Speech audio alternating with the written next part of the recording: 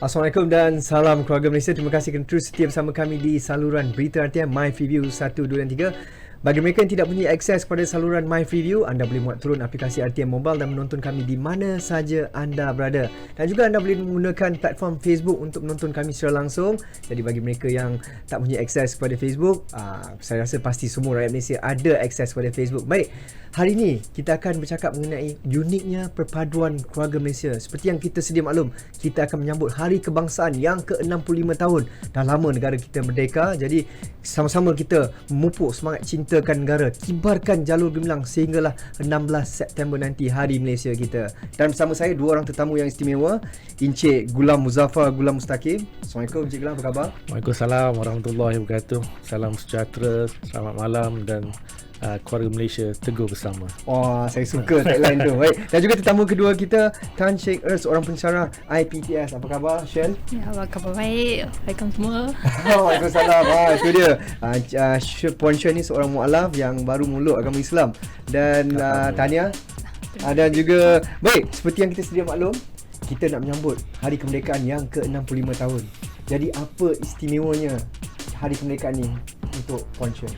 Bagi saya still rasa bangga walaupun dah celebrate like almost 30 years, near 30 years already. So, I rasa macam walaupun masa tu 1957 tu saya tak macam mengalami tu situasi tu, tapi adalah dengan nenek datuk tu bercerita situasi masa tu. So saya ada macam rasa macam excited juga nak celebrate kemerdekaan setiap tahun sebenarnya. Oh baik, saya rasa penonton pun ingin tahu sebab tadi Syuan bagi salam Assalamualaikum. Jadi berapa lama Syuan dah memeluk agama Islam dan macam mana dan Syuan berasal dari mana? Saya berasal dari Melaka. Saya baru berpeluk Islam sekarang 8 bulan. Sebab saya pun kahwin dengan Melayu. That's why sebelum kahwin dengan Melayu, then saya pun ada macam memahami agama Islam ni dulu, baru saya macam memeluk agama Islam. Baik. Okey, terima kasih Syuan untuk pengenalan diri. Okey, Abang Gulam, boleh saya panggil Gulam je? Boleh. Okey Gulam, mungkin Gulam boleh terangkan sikit tentang Encik Gulam? Okey, saya nama saya Gulam Muzaffar Gulam Mustaqim, selaku aktivis dan juga banyak melakukan kerja-kerja kemasyarakatan di peringkat akar umbi. So berbalik kepada soalan Syahir tadi, so kita sebagai generasi pasca merdeka, sudah tentu kita tak merasai zaman penjajahan. Betul. Kita tak terasa atau kita tidak mengalami suasana ayah, ibu, mungkin datuk dan juga nenek kita sebelum ni yang begitu struggle dalam zaman penjajahan. Dan apabila kita berada dalam konteks pasca merdeka ni, dia ada satu perbezaan. Maksudnya bagaimana kita merasai untuk kita meraihkan kemerdekaan. Sebagai warga ataupun generasi pasca merdeka ni, sudah tentu dia tidak merasai seperti mana ayah, ibu, datuk, nenek kita merasai. So sebagai generasi yang bertanggungjawab terhadap negara, so kita perlu meraihkan Hari Kemerdekaan ni dengan penuh semangat patriotisme, yang mana bukan setakat hanya kepada bangsa itu, tetapi kepada semua bangsa yang berada yang di bawah konteks kewarganegaraan yang mana diputuskan dalam kita punya perlembagaan persekutuan. So ini perkara yang paling penting apabila kita bercerita tentang kemerdekaan. Maksudnya kita bukan setakat merdeka secara fizikal, tetapi minda, perangai, perubahan ataupun segala-galanya mesti kita bersifat dalam bentuk kemerdekaan supaya kita boleh bawa negara kita ke satu arah ataupun ke satu tahap yang lebih bagus. We need a very progressive nation in future. This is something yang semua orang kena faham, dan kita tidak boleh terikat dengan satu perkara yang tidak memerdekakan kita. Mungkin betul kita dulu zaman pernah ada kemerdekaan, sebelum kemerdekaan itu kita dijajah, tetapi kita sekarang tak nak lagi konsep jajahan daripada segi minda dan perilaku kita sebagai warga negara Malaysia. Baik, dari segi pengamatan Encik Gulam sendiri kan, tengok perbezaan keharmonian dulu dengan sekarang, ada beza ataupun sama je? Saya boleh berkatalah, dan saya tak nak tipu apa yang sedang kita alami.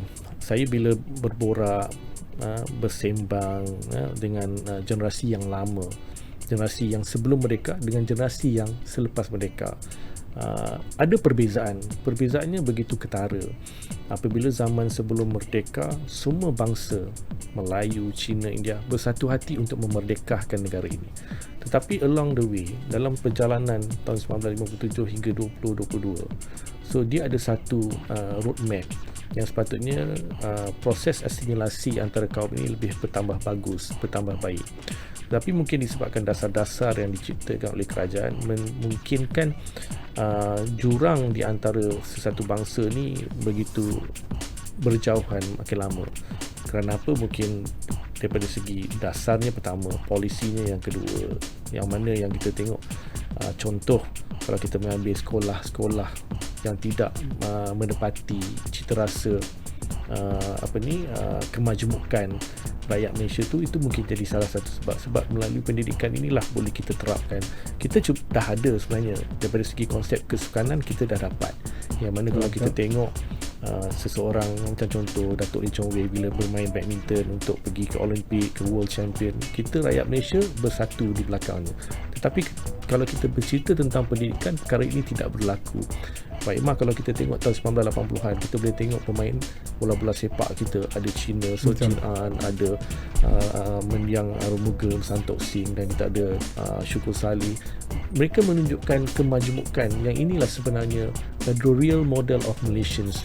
So kalau kita bercerita tentang keluarga Malaysia, inilah sebenarnya semangat keluarga Malaysia. Dan kalau dikatakan jurang, saya nampak dan saya tak perlu menipu diri bahawanya jurang antara bangsa ini makin lama makin melebar, dan ini adalah satu perkara yang begitu bahaya sekiranya kita tidak kalau kita tak bendung sekarang. Kerana itulah kerajaan apabila mewujudkan tema ataupun segmen keluarga Malaysia ni, kita perlu lihat kenapa digunakan ayat keluarga. Sebab dalam keluarga itu ada pelbagai karakter, ada pelbagai jenis manusia. So itulah sebenarnya yang kita nak, keluarga ni menjaga satu sama lain. Kadang-kadang kita tengok Cina, India, Melayu, mereka boleh jadi satu keluarga yang besar. Bukan kata daripada segi untuk merosakkan daripada segi hubungan Waimah, daripada segi agamanya, daripada segi keturunannya. Dan bagi saya, sekiranya kita bercampur dengan Cina, tidak semestinya Melayu itu akan kurang bila bercampur dengan Cina. Dan sebaliknya, apabila Cina itu juga bercampur dengan Melayu, akan kurang. Sebab kita perlu ingat, Syahir, dalam konteks kita ada satu perkara yang kita tak boleh ubah. Agama kita boleh ubah, tetapi bangsa sampai mati pun kita tak boleh ubah. Pak Imam, you lahir Melayu, you akan mati juga Melayu. Tetapi kadang-kadang ada orang yang lahir sebagai mungkin Buddha seperti Shen, akhirnya kehidupan insya-Allah akan meninggal sebagai seorang Muslim. Itu yang kita lihat. So tapi kita jangan jadikan itu sebagai satu polemik dalam masyarakat. So untuk kita bergerak maju progresif, kita kena terapkan nilai-nilai. Pertama, daripada segi hormat, saling hormati. Kedua, toleransi di antara satu kaum. Dan yang ketiga adalah moderation, kesederhanaan dalam kita untuk berhubung antara satu sama lain. Itu ya pandangan saya. Itu yang kita nak sebenarnya. Baik, terima kasih Encik Gulam. Ya. Baik, Xuan, seperti yang kita sedia maklum, Xuan seorang pensyarah. Jadi bila Xuan mengajar anak-anak murid anak-anak murid Xuan, perbezaan semangat patriotisme masa Xuan belajar dahulu dengan sekarang, apa perbezaannya? Atau sama semangat diorang, masih lagi cintakan negara, ataupun macam biasa je? Macam mana je? Bagi saya adalah perbezaan sikit. Macam sekarang macam biasa je bagi dia orang. Yang zaman muda sekarang mereka lebih best on macam social media semua. Tak adalah macam zaman dulu kibarkan bendera letak dekat depan rumah, kereta dekat kereta semua kantong. Sekarang dia more tu social media. Lepas tu adalah buat filem pendek, tu semua untuk post dekat social media pun ada. Tapi sekarang mereka punya motif more tu lah macam nak bebaskan macam rasuah ke. Betul. Yang macam tu, sebab mereka nampak yang sekarang punya golongan muda, mereka ada nampak beberapa perkara, so mereka macam akan bersuara dekat social media. Mereka harap macam Malaysia ni semakin maju dan ada budaya yang lagi baik macam tu. So boleh macam berubah lah dari segi yang tak elok punya benda kalau ada. Baik, faham. Sebagai seorang pensyarah, macam mana pendapat Xuan lah untuk memupuk semangat cintakan negara, semangat patriotisme di kalangan anak murid Xuan sendiri? Macam mana? Macam sekarang kalau dekat macam contoh sudah nak merdeka kan, saya akan suruh mereka kalau macam one of the assignment, Faham. saya kan boleh tak buat short film, kita buat short film sama-sama untuk berkaitan dengan macam Merdeka ke apa ke. So mereka akan macam pergi memahami background Merdeka tu semua, macam membaca, memahami sejarah tu semua, baru mereka buat short film tu. So inilah salah satu cara untuk memupuk macam minat dia orang tu semua pasal patriotisme ni semua. Dan dengan tengok movie, menonton movie, contoh macam sebelum tu ada Pasca kan, Betul. ada director Adrian Tay, dan sekarang Air Force yang Air Force Mr. lagi, Zulkarnain ni semua macam berjuang like for Malaysian kan. Betul. Semua bangsa semua sama-sama macam cintakan negara, berjuang demi negara tu semua. So I akan macam suggest dia orang pergi tengok movie-movie yang macam tu. Betul, Sahih pun rasa memang satu filem dan juga media ni, konten visual ni memang salah satu platform yang terbaik untuk kita contoh, untuk kita bagi contoh tentang semangat kenegaraan, sayangkan perpaduan. Jadi ini penting. Jadi kalau untuk bagi tunjuk perpaduan ni, kita perlulah melibatkan bangsa bilang tahun, sebab saya difahamkan Syuan seorang pensyarah di sebuah RTTS. Jadi lagi banyak bilangan bangsa yang lagi ada banyak. Ada international student juga. Betul, dan diorang pun boleh memahami konsep keluarga Malaysia. Keluarga Malaysia ni semua, sebab assignment kan mereka kena lah pergi memahami ni semua. Tapi uniknya tentang Malaysia ni, yang saya sebab dari pengamatan saya sendiri, banyak video-video yang tular orang-orang luar yang seronok datang ke negara kita sebab nampak uniknya perpaduan negara kita. Jadi penting untuk kita sebagai negarawan, rakyat Malaysia, untuk pupuk. Kalau kita tak sayang negara kita, macam mana kita nak bagi orang lain sayang negara kita? Dan yang paling penting, kasih sayang antara sesama kaum berbilang bangsa ni.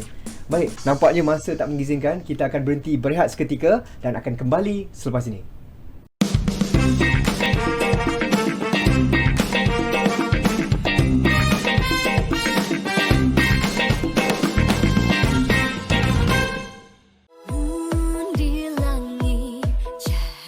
Rasa kesyukuran terhadap toleransi ini telah diterjemahkan sebagai salah satu ciri-ciri keluarga Malaysia.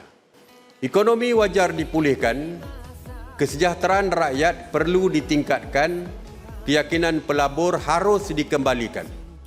Yakinlah bahawa hanya melalui kerjasama penuh daripada keluarga Malaysia, peperangan melawan pandemik COVID-19 akan berakhir dengan kemenangan. Semoga di sebalik pelitup muka yang menjadi sebahagian norma baru kehidupan kita ini akan terukir kembali senyuman bahagia keluarga Malaysia yang saya kasihi.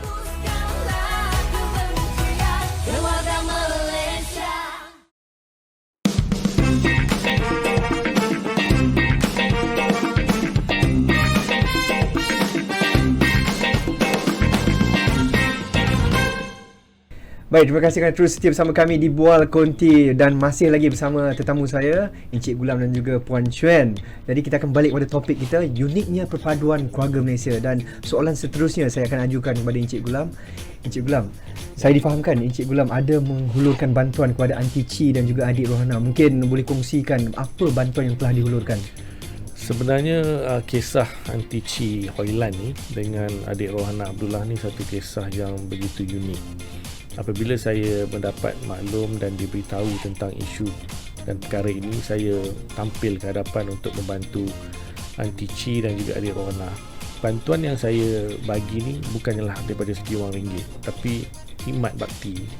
Apa khidmat bakti yang kita nak bagi kepada adik Rohana dan juga Aunty Chi ni? Seorang tua yang berusia hampir 83 tahun menjaga seorang budak Islam daripada umur 2 bulan sehingga 22 tahun. Dan yang paling indah yang saya tengok, tidak menukar langsung dia punya akidah agama Islam tu. Seorang Cina yang menjaga seorang Islam, this is something yang very very beautiful. Betul. So apabila Syahir tanya saya apa bantuan, sebenarnya bantuan ni saya sebagai seorang orang tengah untuk menguruskan, memberi nasihat, menggerakkan supaya adik Rohana dan Aunty Chi ni dapat ke platform yang sebenar, bagaimana untuk dia nak menguruskan tentang dia punya pengenalan diri, untuk mendapatkan kewarganegaraan dan sampai seterusnya mendapat dan juga menunaikan cita-cita dia untuk menyambung pelajaran.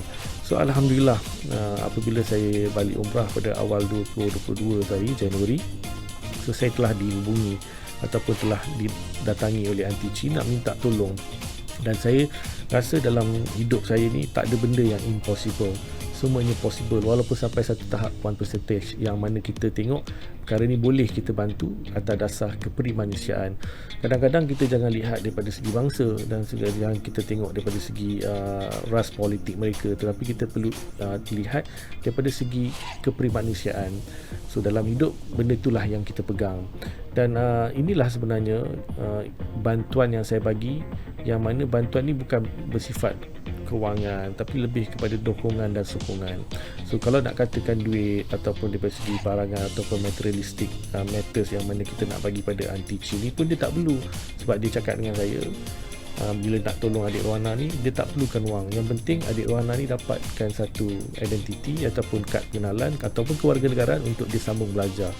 So bagi saya benda yang penting dalam hidup adalah pembelajaran. Manusia yang dilahirkan mesti mendapat satu keadilan daripada segi ilmu. So tak perlu kita nak ada something yang perlu kita halang.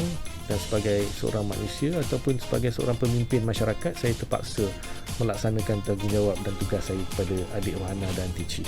So inilah sebenarnya yang pertama, bantuan tu of course datang daripada Allah SWT. Kalau kita tak berdoa dan kita tak bertawakal, tak jadi apalah. Tapi atas usaha, berkat doa, segalanya, bantuan daripada Yang Amat Berhormat Perdana Menteri, Yang Berhormat Menteri Dalam Negeri, doa daripada seluruh netizen dan warga-warga Malaysia, Indonesia, Singapura, Brunei yang menghubungi saya, sampaikan tular isu adik Rohana ni sampai 1.3, 1.4 juta dekat dalam kita punya social media. Dan saya juga dihubungi dengan CBS, CBN, macam-macam lah radio station daripada TV luar negara semua menghubungi. Tapi pengakhirannya adalah satu benda yang baik dan alhamdulillah. So sokongan ni bukan berdasarkan hanya satu perkara, tapi sokongan ni mesti datang daripada semua. So if everyone semua boleh membuat satu perkara yang baik, then this something dia akan jadi satu perkara. Ibaratkan kita ni sebagai satu jigsaw puzzle yang besar, dan apabila semua memainkan peranan meletakkan jigsaw puzzle tu kepada tempat yang tepat, dan dia akan menggambarkan satu gambar yang cantik. This is actually yang kita nak dalam konsep keluarga Malaysia, teguh bersama. Betul. Betul Cik Gulam, saya setuju dengan apa yang Cik Gulam cakap. Baik, Puan Xuan, sebagai seorang ahli akademik, bagaimana kita nak pupuk semangat cintakan negara ni daripada sekolah ke, daripada didikan di rumah? Macam mana komen Puan Xuan? Memang dari kecil, bagi saya dari kecil dekat rumah, because ibu bapa actually first teacher bagi anak. Betul. Sebelum mereka masuk sekolah. So ibu bapa kena start macam memupukkan, bagi tahu dia orang ni patriotisme, benda-benda tak adalah go through macam sangat deep sebab mereka masih kecil kan. Lepas tu masuk sekolah sebagai cikgu tu semua pun kena macam bagi tahu history, dan slow sampai macam mereka besar dalam akademik. Macam contoh IPTSI ada subjek Malaysian Cinema. So dari subjek tu mereka akan lebih memahami pasal macam cinema punya media tu semua, yang Malaysia punya background tu semua.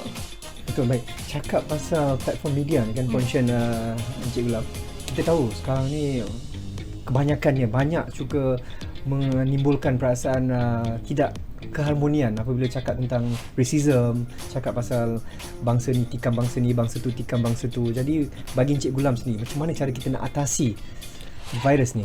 Sebenarnya isu benda ni dah terjadi lama, dan kita pernah ada titik sejarah hitam 13 Mei 1969. Itu adalah sejarah hitam yang perlu kita pelajari. Pengalaman ini dan sejarah ini tidak perlu kita ulangi, kerana dia menjadi satu perkara yang tidak sihat dalam konteks masyarakat majmuk.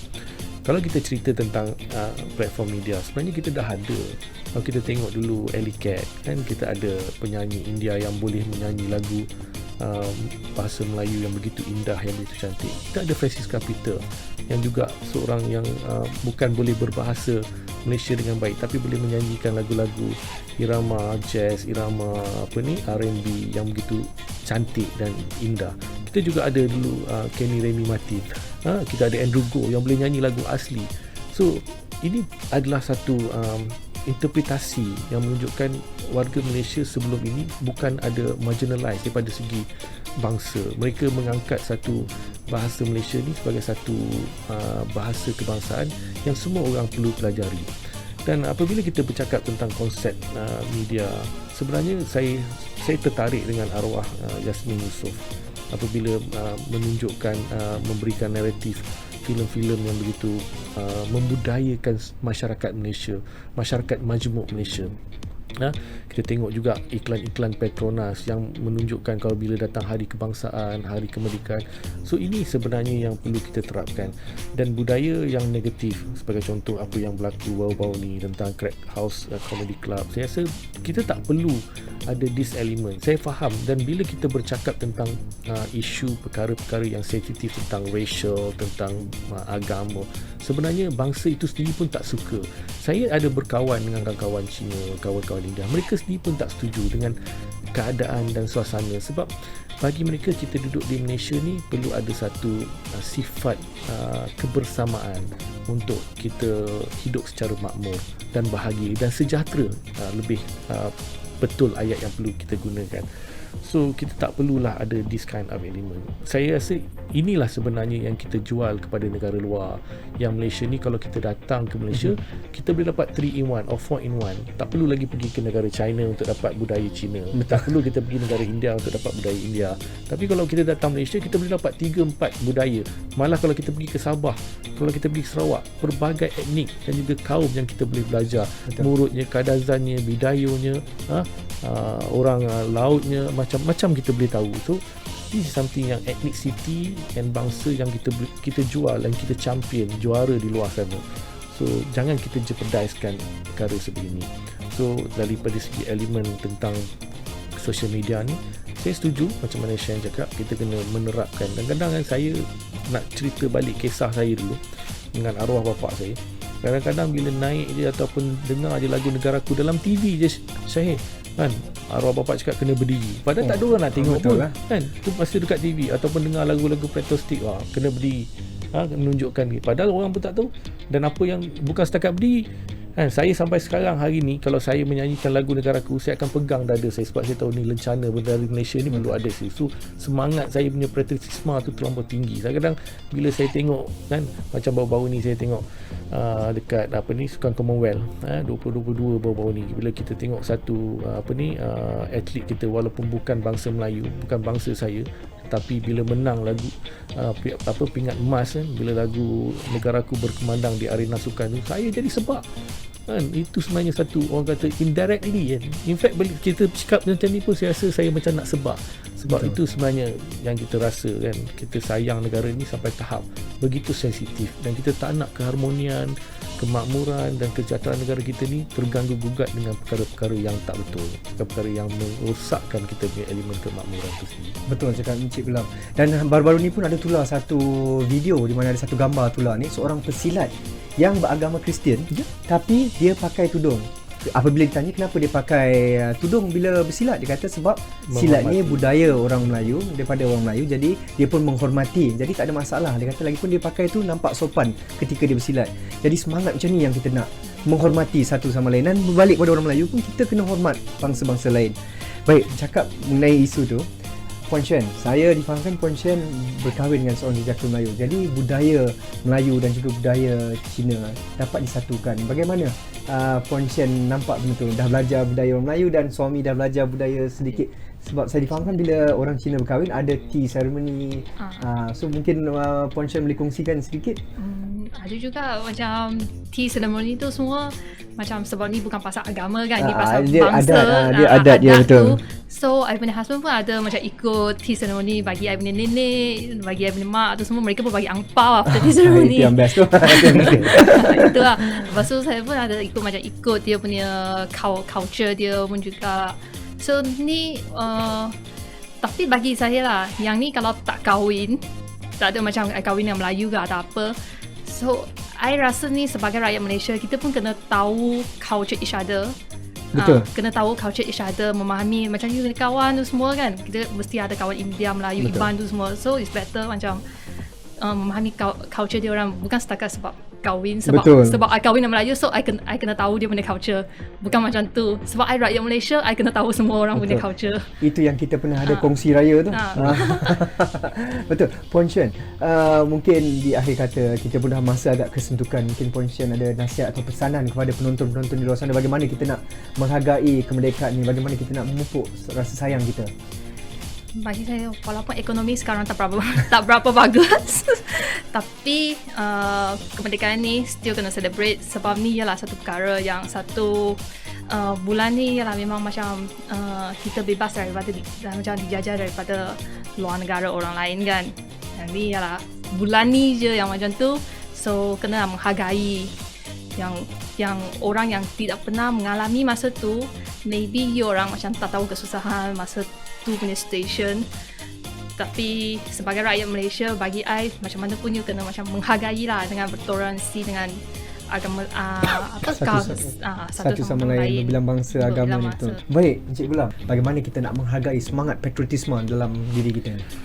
Pertama sekali, untuk kita menghargai dan menghayati kemerdekaan ini, bukan sahaja kita mengibarkan bendera ataupun jalur gemilang. Itu perkara asas. Tetapi kita mesti mendalami pengisian kemerdekaan itu sendiri. Sebagai warga yang pasca merdeka seperti saya dengan Shen, maybe kita perlu ada satu sifat toleransi yang begitu tinggi di kalangan kita.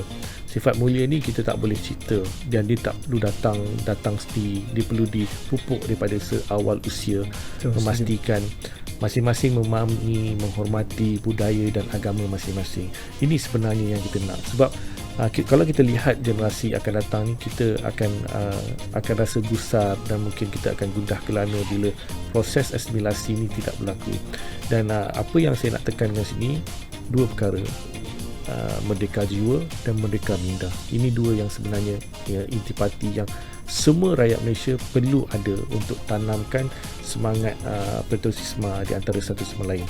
Dan budaya meraihkan kemerdekaan ni just is ritual. Tiap-tiap tahun 31 Ogos kita akan nyanyi, mendendang lagu Arwahayalham Sudirman kan, 31 Ogos apa semua. Tetapi kalau kita tak menghayati, kita tak merasai dia sebagai satu benda yang perlu kita bawa dalam bentuk akidah kita. Maksud akidah bukan maksud akidah agama, tapi akidah kita sebagai akidah patriotisme tu tak dibawa, kita rasa lambat laun kita akan jadi masalah dan negara kita akan berada dalam satu kancah yang tidak sihat dan kondusif untuk dihuni.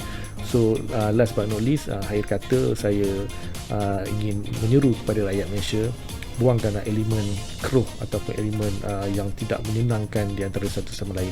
Kita bina satu jajaran baru untuk kita progresif, InsyaAllah dalam konteks keluarga Malaysia, teguh bersama. Kita bukan nak marginalize ataupun nak mengurangkan daripada segi kepentingan masing-masing. Yang kita nak juara bersama, teguh bersama, dan akhirnya kita nak semua rakyat Malaysia ni berada dalam satu masyarakat yang begitu mampan dan satu masyarakat yang begitu baik untuk bersama dalam segi kehidupan seharian. Itu je. Okay, terima kasih. Baik, terima kasih Encik Gulam. Terima kasih Puan Shen kerana sudi meluangkan masa bersama kami di Bual Kontis. Jadi, kita akan menyambut Hari Kebangsaan yang ke-65 tahun. Tak lama lagi. Jadi, saya mohon jasa baik anda semua untuk kibarkan jalur gemilang seperti biasa. Dan juga kita ingat, toleransi adalah satu kata kunci yang penting sebagai rakyat Malaysia. Kerana apa? Kerana bila ada toleransi ni, kita dapat memupuk kebersamaan, kasih sayang di antara satu sama lain, berlainan bangsa, agama. Baik, jadi kita akan berjumpa lagi di waktu yang lain. Sehingga kita berjumpa lagi. Assalamualaikum dan salam keluarga Malaysia.